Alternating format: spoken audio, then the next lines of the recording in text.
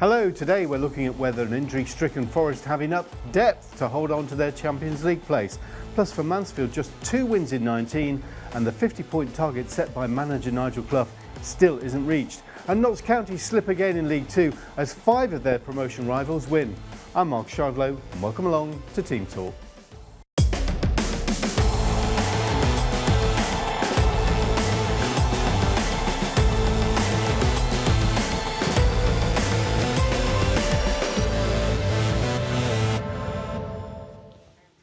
Hello to you, whether on Notts TV Live, online on Catch Up or on YouTube. We're well and truly into crunch time and it's full steam ahead till the end of the season. As usual, I'm joined by my trusty sidekick, the former Notts striker and manager, Forest coach and now part of the coaching staff at Mansfield Town. It's Charlie McParland. Now this week we're joined by a former Notts midfielder who helped the side to successive promotions to the top division and a man who's coached so many youngsters in Nottingham since retirement. It's Dave Norton. And we've got the former Forest goalkeeping coach, always entertaining, Pete Williams. Hello everyone. Dave, I was just admiring your fitness. I mean, you know, you're putting us all to shame here. What's the secret? Just train every day, really. And you're into this high rock stuff? Yeah, I've done 3 in the last 6 months. And that is?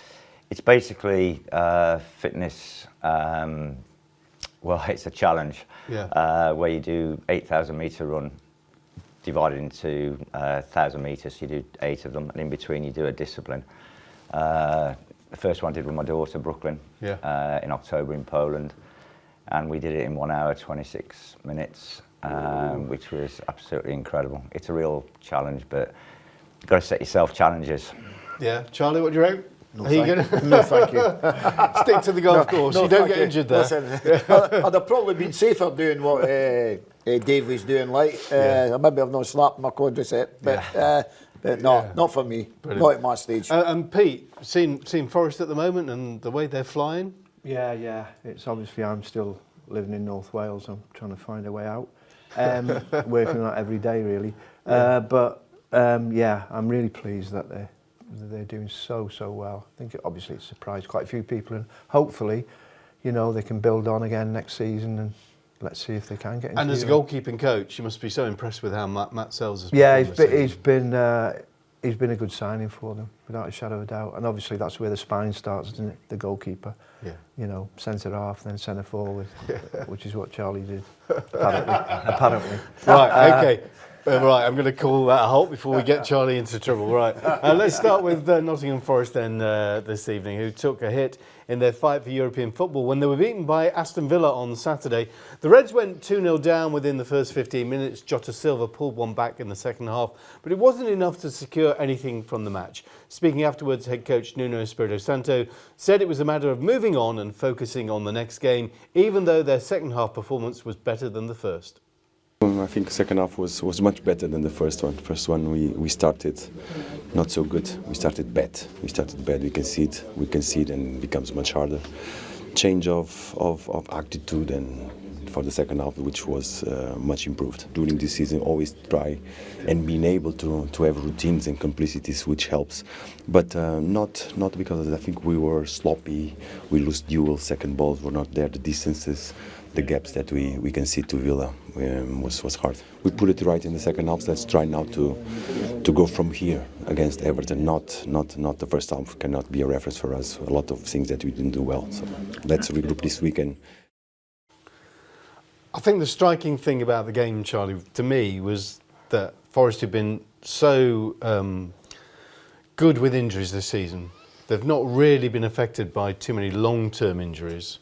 Sangari accepted, but Sangari and Danilo, but they've not really been sort of integral parts of the team. But now we've lost Chris Wood. There's no Awoniyi as the backup. Alanga went off injured. Aina's out. Suddenly, it looks like it's a crawl to the end. It's a massive miss, those players, because they're very influential. But I don't think it was so much the injuries that they lost the game on Saturday. Yes, I'd rather had those players in the team than they'd have started his normal 4-2-3-1, which has been very successful for them. But he sort of moved it about. He put Dominguez in at right wing back. He's a midfielder. He was not used to that area. But for me, it was only sort of 4 minutes of madness in the game.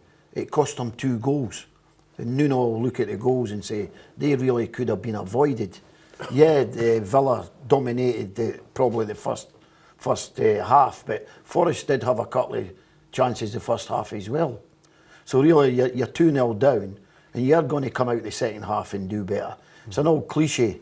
The manager will come out and says, well, we did really well the first half, but you're 2 down. I've did it myself. Yeah. You've been 2 down at half time, and you have to come out and say, yes, but we did well the second half. But the game sort of is gone. But again, Forest had great chances in the second half to win the football match. And Villa broke on the counter. It was like Villa were counter-attacking Forest, playing them at their own game in the second half. But there were some fantastic chances. So, yes, you want these players in your team because they've brought you the success. But I don't think it was just down. It was just a bit bad defending for Morata. He's ball watching. If there's no pressure on the ball and you're a defender, and if he had just dropped 3 yards this way, 4 yards, the ball sees Morgan Rogers coming and he heads it away. No pressure on the ball, drop. And that's maybe a consequence of all the changes, because you've got Dominguez and Morato not a regular starter. But to be fair, I guess taking the positives, 2-1, could have got something out of the game against a Villa side that are resurgent, that are chasing Europe themselves, whilst struggling with injuries, is another fair result. I mean, a point would have been amazing, but it's... Forest were fantastic in the second half. Yeah. They were. And like you said about Villa have done really well, haven't they? And, you know, they've got PSG coming up. Yeah. And, you know, that's going to be a real test for them, that is. It was a curious Forest performance, wasn't it? Because all this season, they've really had few chances in front of goal and they've been taking them. Yeah. That's been the key to Forest. And then on Saturday, they had lots of chances in front of goal and just couldn't have the quality to finish them. That's it, isn't it? That, you know, you get chances and you've got to put them away. If you don't, you get punished. Yeah. That's the bottom line. No matter how the goal comes, if you don't put your chances away, you know. That's the beauty of football. It's so unpredictable. Yeah. You know, another day they have 1 or 2. It's in the back of the net. I think they had 19 shots. Yeah. But it's no good if you don't score. Yeah. And Jota came on. He did okay, actually. But he did one of his better games, I thought. Yes, he did okay. He livened it up. He kicked a few of them. Yeah. His energy. He was a nuisance and a great finish. Yeah. And I think if you go a goal down early on as well, it's always going to be a bit of a uphill battle. And then when you go 2 down, it's 2 goals in 4 minutes. Pistol. Yeah, it's a killer. That kills you, doesn't it? That's when you need your character in you. You know, get knocked down 9 times, get up 10. It's simple as that, really. Yeah, Dave, you used to play for Villa, of course, before Notts County. And I think Ron Saunders, the great Villa manager, signed you as a kid, and then Graham Taylor and Billy McNeil. Graham Turner as well. Turner as well, was it? Yeah. Yeah, the place is buzzing at the moment. They're doing really well. They had a little bit of a blip a short while ago, but they're really coming to form now. Obviously, the European campaign's done them the world of good. Yeah. And they're picking up results now, and you know there's a real fight for that European spot. But you're a Wolves fan, so you know all about Nuno. Yeah, I was saying to a friend of mine, Trevor Broadley, this morning. We were comparing, like, you know, the size of the clubs and how well he's done at both. And you know, he seems to have brought the fans, the city, the players, the staff, everybody together. He's got that bond, which he did exactly the same at Wolves as well. We're also just talking about the injuries they've got now. But for the majority of the season, they've stayed clear of them. And I think the stats at Wolves were pretty much the same. So it'd be interesting to know what kind of training, you know, they do, you know, to keep the players generally fit. Yeah. Do you think that's key to Forest's success this season, to have the stability there? Massive. Consistency with your team. Yeah, they want to say you want to rest this player and that player. Sometimes I think that is just like jumping the gun at times.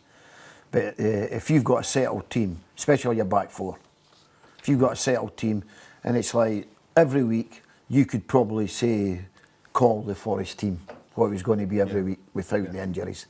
Then you knew who would be coming on at certain times, but you know the starter. And sports scientists, like, you know, I would go and ask people like Nuno's staff, because like Dave just touched on it, at Wolverhampton Wanderers, they didn't have many injuries there as well. Yeah. They've not had many injuries up until now, at Nottingham Forest. So I would actually ask, because you get all these clubs and they've got the sports scientists and the physios, and they've got 7 out, they've got 8 out, and you think, well, so no. So is it the players? Some of the players they sign are not robust enough or resilient, you know, which can happen with some players. You've got some players who could play 3 times a week, 50 games a season. Yeah. You've got other ones who can't do that. As someone who's into fitness, Dave, do you have a theory at all about how you keep players patched up? I mean, there's certain injuries that you can't avoid. It's a difficult one, really. You know, I had, I think, 11, 12, 13 operations before I was 25, with injuries that turned chronic. Pelvic injury, started off with a stomach strain, groins. But that was me pushing it too hard. And when you look back, do you think, oh, this is why that happened? Because it disrupted your career badly. Yeah, I had 3 years out of the game. I think one of the reasons for me was that I was just pushing too hard all the time. You know, I desperately wanted to play in the first team, and I'd go through anything to play. And in the end, you know, it cost me. In today's game, you know, like Charlie said, there's a lot of experts there who are giving their advice on fitness. But it's again, it's a different game. The pitches are different. Yeah. You know, the intensity in some ways is different. But then you can compare it to the old days where you had mud and, you know, thick mud and heavier balls, and you didn't have the technology that they've got now. Yeah. You didn't have the technology. Okay. Great stuff. All right, that's all for now. We're going to a break, and we'll be turning our attention back to Forest and their final few games in the run-in and what they can expect from Everton this weekend. And we're also looking at the women. That's next.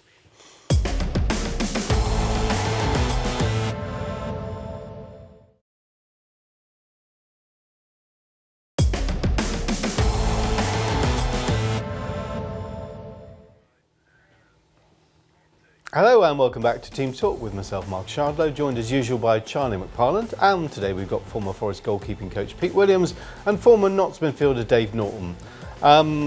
We're just carrying on about the injuries, because in your day, I mean, both of you were just saying during the break there that you had lots of cortisone injections. How many did you have? I'd probably double figures. I had a few in my groin, so it was just, when I had groin injuries, a hamstring injury, but my shoulder. Had stuck in my shoulder. Basically, you're not fit, but the manager wants you to play. Well, so again, it was sort of, it wouldn't be heard of now, but in those days, the boss Jimmy Cyril would say, "Go and see Mr. Jackson, son, and get a jag." Consultant. A consultant. They used to call it. That's what they call them in Scotland. A jag in your groin. Right. And up you go, bang, and all. But all it is a cortisone. It kills the pain. Yeah. So you don't feel it when you're playing. So. But you're still doing damage. Still got the injury. Yeah. Did you have lots of those? Yeah, I had like I say, I had a chronic pelvic problem for 3 years, and tried Voltral anti-inflammatories, which I was doing 8 a day, Indocid suppositories, which were absolutely brilliant for a while, and then I had 20 cortisone injections in 10 months, which I wasn't alone, you know, but we talk about wanting to play, and in my opinion, you know, players sometimes need to be told you can't play, because it's left to the player. The player will want to play, you know, 10 times out of 10, and that's what I did, and like I say, it cost me. But there's lots of players from our era who had cortisone and are really struggling, you know, so it was just part and parcel of the game. I don't think you'd change anything, would you? You know, because you wanted to play. I didn't play, did I? But I coached. So every day I used to take diclofenac, the highest dose, and I did that for a couple of seasons really, and you sort of pay the price in the end. And I remember going out to warm up at Leeds, Ellen Road, and I took 2 of them, the highest doses. Well, I've never experienced anything like it.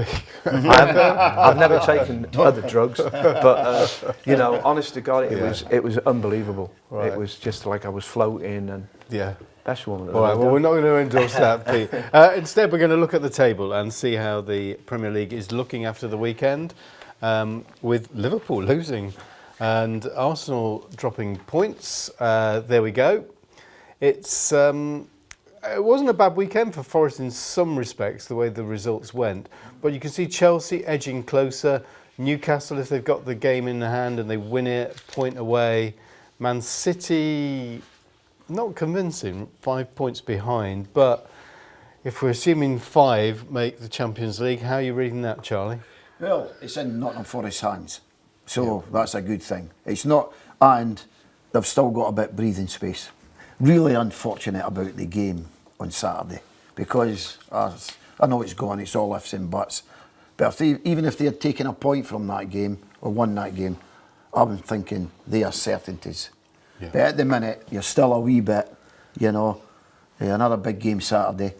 I still think it's in their hands and they can do it. It is. I mean, lots of people have said, 3 points and it's a certainty. I think you'd still say that if they're 3 points this weekend, you'd still look ahead and say another 3 points. No, I think until it's absolutely certain. But I think if it's, again, you need to take care of your own business, and it's nice to get a bit of help from somebody else. Yeah.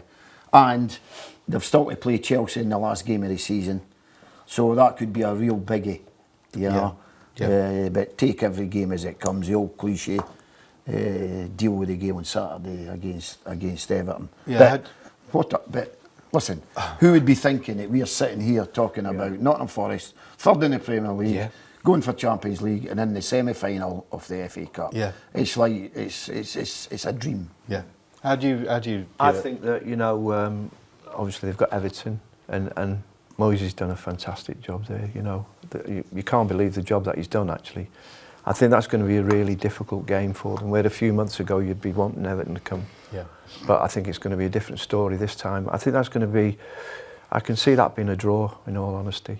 He's a very good manager, David Moyes. Tactically, a lot of experience. Very good. Yeah, very good manager. Yeah. And that's going to be an interesting game, that is. And then obviously, you look at Man City and you just don't know what you're going to get from Man City, do you? I mean, that's another thing. Yeah. What Man City's going to turn up. I can see them losing a game, Man City. Well, I don't know. When I look at the top 7, and I love Manchester City. Yeah, you just cannot make a case really for Man City other than like past knowledge. Yeah, getting in the top 5 because you got Villa in better form in 7th, Newcastle in good form in 5th.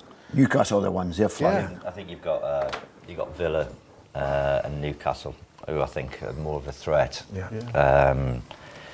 I think looking at it, the momentum's there still for Forest. They've had a little bit of a setback at Villa, but that could kick them on again. Yeah.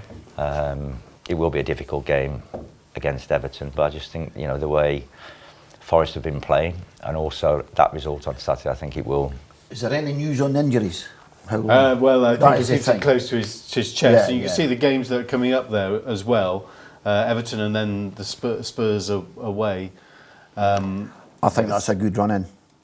Well, a good fight, a good few games. I think there's points there. They're avoiding, there's a lot of teams in the top 7 are playing each other. Yes. Forest have not got that until the final game of the season. You look at Spurs, Forest are capable of going to Spurs and getting at them. Yeah, they're inconsistent. Brentford at home, they're capable of winning that. Palace is a tough one. That's going to be a hard game, that Palace. Some good players, Palace. Especially there. Leicester at home. There's no gimmies. They can't score a goal to save their life, and I don't think I've scored a goal in 9 games. I think Leicester at home is the biggest gimme you could get at the moment. You would think so. But games aren't. There's no such thing as a game. Local rivalry, exactly. Games aren't like that. I think Leicester are shot to pieces. I think the players are shot to pieces. They just can't score. If you're a player and you've not won in 9 games, you've not scored a goal. I don't know what it'd be like walking into that dressing room. Every day. They're on the floor. They're on the floor. They're getting stick for the punters. They just can't wait for the season to end. They just want to get. And that's what happens in it. Some clubs, some players, they go on holiday, don't they? Before the season finishes, they're away. They're packed up and ready to go. We're talking about Forest needing strikers. A couple of teams there with a couple of strikers that might be on the move. Jamie Vardy, Brennan Johnson. Either those attract you to Forest, or think the ship has flown for Brennan and we're looking for younger players rather than a Vardy? Jamie Vardy, who I love as a striker, man after my own heart, played off the shoulder, pace, great runs, very tenacious, big heart, but he's over it now, you know. Yeah. Brennan, I don't think sometimes it's good, but is it a good thing to come back to the club? I'm not so sure. I don't know if that's just hearsay. Yeah, like I say, I don't believe everything that's going on with all that until actually something happens. He's a Tottenham player. But they're going to have to. Forest are going to have to make a couple of strikers. Oh, next season for sure. But if I'd probably add maybe one wide player. Yeah. But the main one is somebody to come and give Chris Woods a hand. Yeah. You know, if Chris Woods is injured, and for the man for me is go big and go and get the lad for Ipswich Town. Yeah, I was going to say Ipswich. There's also Gyokeres. Gyokeres, who's about. He was a very good striker. Yeah. The Osimhen, again, these are big money strikers. Yeah. I don't know about the financial fair play, but I think Mr. Marinakis is very ambitious. And I think if he could actually go and get 3 of them big strikers, I think he'll go and do it. So just give us that list again. Gyokeres, easy for me to say. Yeah. Osimhen, yeah, who's on loan from the Italian club to in Turkey, and Liam Delap. Liam Delap. United are interested in him, aren't they? Very good. Yeah, but would you choose to go to Manchester United or Forest? The key as well, especially if Forest in Champions League. Yeah. Exactly. Champions League. Exactly. Right. Let's move on to Forest women, who had a much-needed rest at the weekend due to the international break. They'll be laser focused ahead of a huge game this coming weekend in their title race. Kylie Davies' side travel to face Liverpool Feds on Sunday in the first of their final 3 games of the season. There's the table. You can see they go into the final 3 level on points with title rivals Wolves, but with a game in hand over their West Midlands counterparts. Reds know that wins in 2 out of 3 games guarantee the title and promotion, as well as a second trophy for the season. But can they do it? A few big weeks ahead. That's close at the top there, Charlie, having led so well throughout the season. Squeaky bum time, as Alex Ferguson used to say. Yes, just get over the line. Yeah. And I've also got an extra point with their goal difference. Yeah. So 2 wins, just get it done and dusted. I don't think they're playing any of the top teams. But that doesn't matter because they'll be a little bit nervy. It's a nervy time of the season. Yeah. Top of the league and bottom of the league, wherever you're fighting. So if the players got the character to get it over the line, won those 2 games, 2 trophies, fantastic promotion.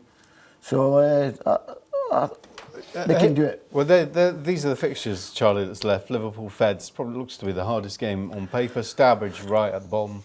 West Brom sort of lower middle table there. Actually, it'd be nice to win the league, if you're going to win the league, at the City Ground, 27th of April against West Brom. Well, of course. Yeah. Listen, nice to do it there. Nice to do it at the City Ground. Doesn't matter who you play against, especially it's at the City Ground. Doesn't matter who you play, just do it at the City Ground. It'd be really good. Yeah. It'd be really good. And I've had the pleasure of playing on the City Ground all season, which has been a bonus for them. Must be great for those young players to go and run out into the City Ground because it's a fantastic pitch. Yeah.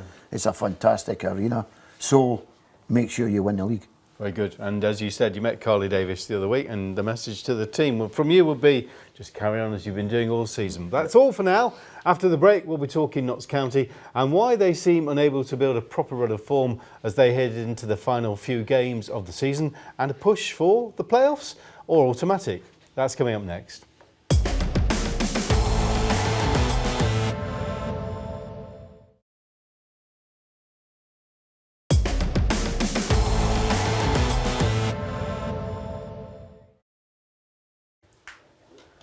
Hello and welcome back to Team Talk with myself, Mark Shardlow, joined by Charlie McParland, Pete Williams and Dave Norton. Into League 2 and Notts County now, they seem unable to maintain a strong run of form as they push for one of the 3 automatic promotion places. Stuart Maynard's side fell to a 1-0 loss away at playoff chasing Colchester last time out. Tyrese Simpson scored the only goal of the game just before half-time. Notts dropping down to 6th following wins for 5 or 6 even of their fellow promotion chasers. Speaking after the game, head coach Stuart Maynard said it was a difficult defeat to take, but said he felt they did play well at times. A really frustrating day at the office. Look, I think the first goal, I haven't watched it back on video, but from the side it looks like it's a push in the back on Will Jarvis. which ends up in a goal. But we should address it. We should just get on it and clear the ball.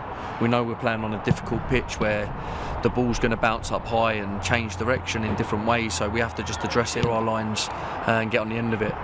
But I thought in the first half they only really got around our box probably 3 or 4 times. We were around their box loads, probably didn't show enough end product within the game, and that was kind of the trend of the whole game, really. It was a Saturday, really, that results didn't go Notts County's way. It's been a league where no one seemed to be wanting to win at weekends, and then, of course, on Saturday, 6 of the top 8 went and won. Just Notts County and Walsall, who were like falling away like anything, failing to get the victory. So, what are we thinking at the moment? Dave, are you still on? Do you still have an affinity to Notts County?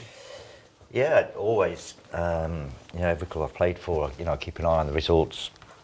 And Notts County was, my first club away from Aston Villa, so got good memories about Notts. And obviously it's been a difficult period for them, but they're on. I say that they were on a good run earlier on in the season, and they've got themselves in this position. It is tight at the top. The 6, 7, 8 clubs and. There's only Port Vale who are stringing results together. So the next game or two, any team out of that pack who can put those 2 results together, I think will get the momentum to see it off for the rest of the season. It'll be great if Notts County can get automatic promotion or through the playoffs. Forest are doing really well. The city needs the other club across the Trent to do well as well. So you two were part of that team that went from 3rd tier to top league? No, I got sold. They sold me to Hull City for 200,000. Neil Warnock sold me when he came in. I spent a bit with John Barnwell when John came in. I scored a few goals for him. Yeah. Then they sold me for a couple of 100,000 to Hull City, who were a league above Notts County then. Yeah. The Championship now. I was part of it when we went up for the first time. For the first time, when we got promoted from the old 2nd Division to the Premier League 1st Division now. So, Notts County are a club who's set up, I think, who can get to the Championship. Yeah. Them when they're in the Championship, it'd be a tough ask, to really consolidate. Again, it would take lots of finances. But I'd love to see Notts County in the league above, with Mansfield. And competing against each other and trying to get in the next league. And it's great for the fans, it's great for everybody. At the minute, like you say, everybody didn't want to win and they all won on Saturday. Notts lost. Lots had, lots of possession, but there was no real threat to the goal of Colchester. Then the young lad got muscled out it a bit. Again, especially in the lower leagues, when you come at the end of the season, you've got these pitches and they've dried out a bit and they're bobbly and the ball's bouncing all over and it bounced, the lads got muscled out across and that was the goal. Notts came out, kept trying to have a go at them the second half and Colchester were hitting them on their counter-attack. But again, it's back to business on Friday again and it's still in their hands to get in the top 3. It's still in Notts County's hands. Just go out and win every game. Yeah. I know it's a big ask, but again, if the players got the character, has the manager got the character to go and do it, I think they've certainly got the players to do it. But we'll see. Well, I think they need to win at least 4, if not all 5. They've done it before. Matches remaining. They've done it before. It's quite an ask, though, isn't it? Well, it's a big ask. It's the same for all of those teams, isn't it? It's like whoever can get the first couple of wins on the board, then that'll carry them through. Yeah. At the minute, go on, Dave. Yeah. So it will be incredible for Notts to get into the automatic spots, but just get into the playoffs as well. It's been a good season again. Yeah. Let's have a look at the table then. We can see where things are. So Walsall, who is, like I said, are really dropping. Doncaster, actually Notts played Doncaster, I think, the final match of the season. Yep. So there's some points on offer there. down to 7th. Grimsby, I went to see Grimsby at the weekend. Not particularly impressive, but they're in there, the final playoff spot at the moment. It sort of feels that the playoffs are in touching distance, but automatic promotion definitely needs a turn around in form. It's what's in the dressing room as well. You know, how the players see the final games of the season. Those who grasp how important and how great it can be and how exciting it is will be the team that come through. Yeah. You know, and it's that, you know, is it the leadership from the managers, the players, you know, if you get that buzz in the dressing room, can't wait for Saturday or Friday for the next game. You know, I think it's that kind of dressing room which will get the success. And at does the the end of buzz come from players or does it come from results? I think it comes from, you know, when you walk in on a Monday and, you know, you're having a cup of tea before training or whatever, and you go onto the training ground, you have a great session. You know, it's that buzz in training. Do you enjoy the training at this stage of the season? You know, and it's just kind of a knock-on effect from that, I think. Like I say, if you've had a bad result, what's the reaction on a Monday? Yeah, you've been part of coaching teams. How do you lift spirits? How would you prepare? I was just going to say that Bradford City, you know, has done well with. I know Graham Alexander, Grazza. He was at Preston North End when I was there as a player, and he's a real good, you know, positive person and real good standards, you know. And I think he's done a good job there. And you know, obviously Notts County have got to go there. And I was at Bradford City when Chris Kamara was manager. Yeah. And what always fascinated me was the size of the crowds that we used to get. And I went there last season, and it could be quite an intimidating place to go. You know, 18, 20,000. It's I don't know how they do it, to be honest. But yeah, that's going to be a hard game for them. When we say about them, you know, trying to win all the games, that will be a hard place to go. Yeah, well, here are the fixtures. I mean, I think there are key games there, aren't there? I mean, you look at Bradford and Doncaster immediately stand out as key fixtures, difficult ones. Salford this Friday, Cheltenham struggling, Harrogate, who probably will be safe by them. Well, listen, we've not seen a real top-class team who like last year, you had your Wrexhams and blew it away and Stockport. But regarding just try to keep the lads, sometimes just do something a bit different. Yeah. You know, they know how they play. Notts County, they've got a way of playing. So there don't need to be a lot of coaching involved. It's just ticking them over and getting them between the ears. It's 80% between the ears. Yeah. They've all got ability. That focus, did they take them? Go-karting, paintballing, just something different. You and your paintballing. And just take up, you know, just something away from the football. And it just changes things. Right. It's amazing. Right. You might think, well, they're like a bunch of kids. Well, that's what it's like. But how important will people like Dave McGoldrick and Jody Jones? Well, Jody's off the bench again. He's coming back. He's like a talisman. You know, the number of assists he had last year was phenomenal. He creates goals and scores goals. Is someone like him, can he be a difference, playing a cameo in the last 5? Of course he can. He's one of the best. He's one of the best players in the division. And when David McGoldrick plays, he normally scores or he's got an assist. So he's massive for the team. He's so, and the players will look up to David. Yeah. The way he plays the game is like... he was always, you know, when he used to come on at Forest, he always had an impact, which is so important. And you could always, you know, you knew that when he came on, he was going to do something. You could always rely on Didsy, you know, he's always going to... And look, he's gone from Forest and Sheffield United, what he's done there, now he's come to Notts County, and obviously people will look up to him for the career that he's had and he's still having, you know, so very valuable player in my eyes, you know, even now. So, yeah. What were his qualities at Forest then? He was just so positive, you know, and like I say, you knew, I don't know, sometimes you just know, don't you? You knew that if you put him on, if he was on the bench, he was going to produce something. And he did it so many times that you can't fault the fella, you know. Yeah. So, Dave, when you look at the table then, what are you saying? Automatics or playoffs or missing out altogether? I think, like, you know, Charlie says, you know, you put the runs, the wins together, and they can do it. I mean, if you look at is it Friday's game against Salford, win that game, I presume everybody plays the next day. Yeah. All of a sudden, the table looks different going into Saturday. Is that going to put pressure on other teams as well? And then it's Easter, 2 games over Easter.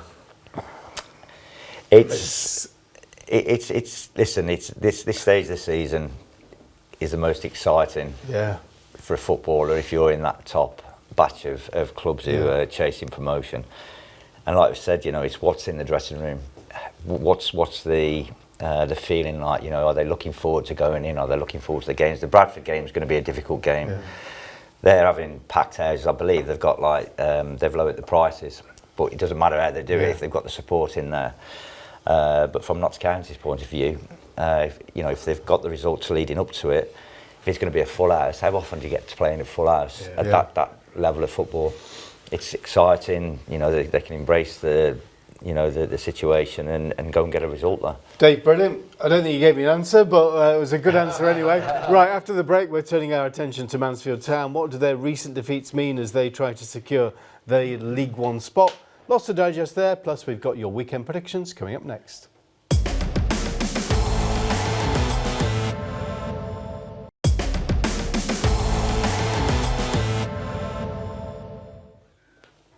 Hello and welcome back to Team Talk with myself, Mark Shardlow, joined by China McParland, Pete Williams and Dave Norton. We're turning our attention to Mansfield Town now, who've lost twice since we last saw you, starting firstly with a 2-1 defeat away at Huddersfield on Saturday, and then again at home to Leyton Orient on Tuesday. Dom Dwyer opened the scoring for the Stags 3 minutes into the game before Orient pegged them back shortly before half-time through Dylan Markandy. Charlie Kelman then put the O's in the lead 6 minutes into the second half before George Maris made an instant impact off the bench to level the scoring once again. But a wonder goal by Kelman shortly afterwards put the visitors ahead and forced a second successive defeat on Nigel Clough's side. But afterwards the manager felt more aggrieved with some refereeing decisions that didn't go their way. One shot in the first half, lad puts a great goal in. We should get a bit tighter in the penalty area. Come out second half, very disappointed with the second goal. But we rallied again. George Maris comes on, gets us one, and then we've been beaten by an unbelievable goal. But we still should have a penalty. Well, I think we should have had 2 actually. There's one on Lucas Akins in the first half where he's in a headlock, and then the one on Jordan Rhodes where he's just been smashed in the face. I just cannot believe how the referee's looking straight at it.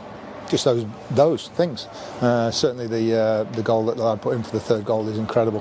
Could have gone high and wide, could have gone anywhere. It flies in the top corner with the wind as well.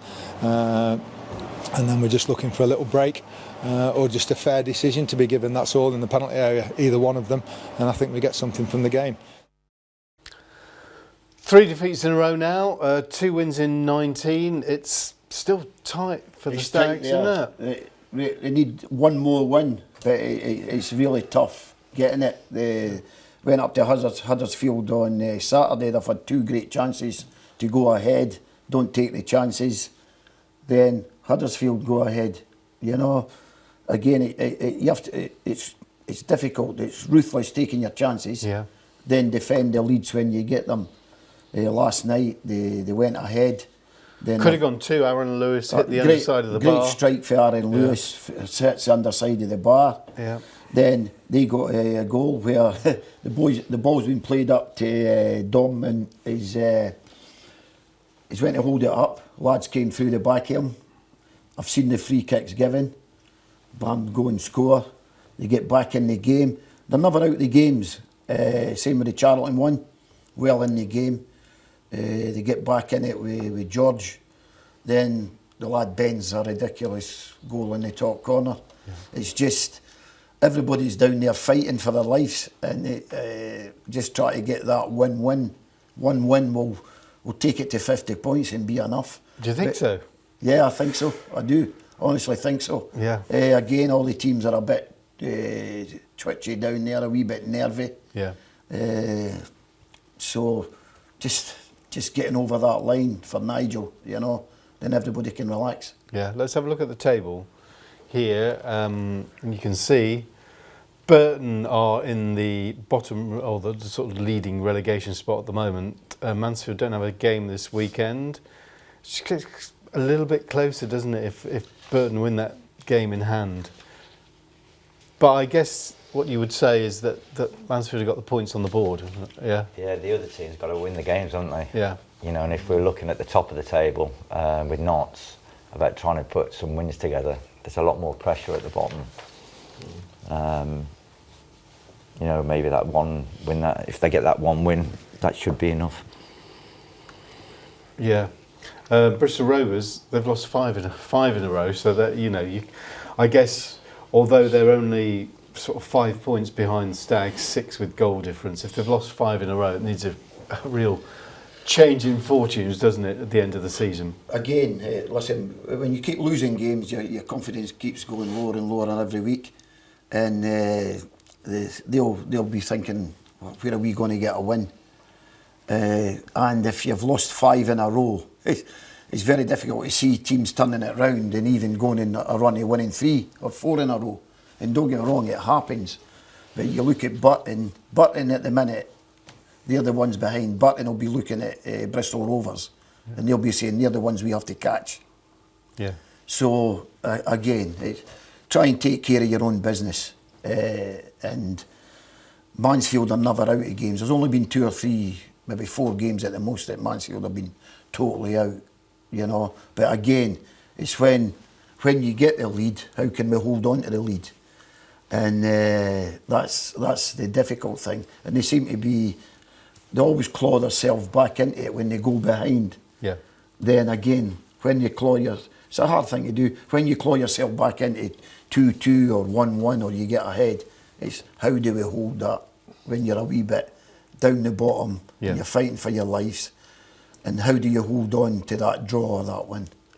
It's a team though, and I was reading Neil Bishop, former Notts County and Mansfield player, was on X, Twitter this morning, and he was sort of saying they need wholesale changes really, they're just off the pace, they need 6 or 7 new players for next season. And probably the fans would agree with that actually this season they've stuck with pretty much the team that got them to League One, and they've sort of run out of legs a bit really. And don't forget an injury. Yeah. They sold their best player, who has scored 15 goals in the same league. Yeah, and lost the top striker as well. And lost so that's some bad luck. And when Gregory was playing, all them balls that were going in the box, he was converted. He was scoring every week. He's a massive miss again. Goal scorers. He's just got that knack. In Mansfield, there was a start the other week for Nigel. They've put most balls in the box in the whole league. And if you've got Gregory, seasoned striker, he does get on the end of them. So again, it's all ifs and buts. Mansfield Town tried their hardest to keep Davis Keeler done, but he wanted to leave and go to Barnsley. Scored 15 goals. You keep him, you keep your best striker fit. It's different altogether. It's finances as well, isn't finances. it? You know, I've got my friend's a season ticket holder at Shrewsbury Town, and obviously they're having a horrendous time. Someone's just pulled out of, buying the club, and the manager's gone to Gillingham. So they're fighting a losing battle there. They've been on a horrendous run, and so at that level, it's going to be. You're looking for someone to come in. If you're in that squad, you recognise that actually the squad's going to get broken up at the end of the season. Does that? Would you feel that as you're playing? Would you recognise yourself that actually the changes are going to come? Whatever. I don't know what the contractual things are with the players or what their contracts are, but there'll always be change at the end of the season, and people will move on. Nigel will have looked at, and again, let's not forget, success is staying in this league. Yeah. Oh, exactly. Everybody like Mansfield, they've not been in this league for 21 years. And pull 2 or 3 wins in and they're mid-table. Yes. Better than that. So let's not forget again. So if Mansfield stay in the league, and it doesn't matter if they're 5th bottom or what bottom they are. If they stay in the league, that is success. Let's have a look at the games to come then. I mean, there's a break because of the Football League Trophy, and then it's Good Friday. Rotherham managed, and they've been struggling, and now they've put a run together. Now they've changed manager, and one of your old players, Matty Hanshaw, has taken over there. Yeah, actually signed Hammy from Mansfield when Mansfield went out of the league and we stayed up. Yeah, I signed Hammy, and he did really well for me. He's a good lad. He was coaching a long time with Warren, the manager for Rotherham in Derby County. Yeah, and now. After he lost his job at Derby County, he's went back in at Rotherham, and he's done very well. Hammy, I really like Hammy. He's a good lad, enthusiastic, good lad. But on Saturday, I hope his team get beat. No, for Good Friday. Oh, sorry, for Good Friday. Yeah. Then he can win all the games he wants. Well said, Charlie. Right. We're going to have our weekend predictions now, so it's time for our weekend predictions. This weekend we've got Forest hosting Everton for a 3 o'clock kickoff at the City Ground on Saturday. Meanwhile, Notts County are hosting Salford under the lights at Meadow Lane on Friday night. Weekend off, as we said, for Mansfield because of the Football League Trophy Final. So we're going to start with Forest. At home to Everton. Yeah, I'm going to go home win. Sticking with that, you've been saying that David Moyes has got something out of Everton. I think it'll be a draw. Do you? What makes you think that? Simply because of the job that Moyes has done and knowing what he's like and how organised he can be, and I think it'll be a draw. Yeah. Dangerous at set pieces, Everton. Some big fellas there. Forest with a few injuries. How are you seeing this one, Dave? Home win. Confidence to take the 3 Could be a bit points. pragmatic because of the Moyes is quite, he sets his team up not to get beat. Yeah. But then they can play with a bit of flair. Forest are quite counter-attacking, so it's an interesting game. And I'm it'll going be for interesting for Nuno's tactics, whether he plays 3 or 4 at the back as well. Yes, definitely. Yeah. Notts County Salford then on Friday night at Meadow Lane. It's sort of looking like it's got to, well, we say it every week, don't we? Got to win to keep in the hunt for automatics. What are you seeing for Friday night? Notts County win. I might try and get down to the game if I can. Yep. Notts County win, yeah. I think so as well. I think Notts County will win. Yeah. Dave? Yeah, definitely home win. Home win. Nice to see such confidence for a team that's been struggling at Meadow Lane this They've got season. good players. They've got a talisman in David. They've got Jody Jones coming back. So they've got Jata, who scored loads of goals. So they have to be the favourites. I know the results have not been great, but Salford results have not been great either. So for me, Notts County are the favourites. Yeah. Yes. Yeah. Definitely. Pete, how are you approaching it? I as I say, I think it will be Notts County win. Yeah. Definitely. And Dave, Notts have been playing better away from home than at home this season. I think it's the stage of the season, and the message in the dressing room has got to be, we've got 5 games left. We've got to start this run against Salford. So again, it's an exciting game, and they've got to go out there and do the business, and if they want to get success. Business end of the season. Yeah. Exactly. We're all positive here. Dave, thanks for joining us. Good luck with the High Rocks. We'll watch on, if not I take part. I don't even know what high rocks are. I thought maybe they are just like mountains, like high rocks. Thank you, Pete. Thank you, Charlie. Thank you very much for watching. We'll see you soon. Bye-bye.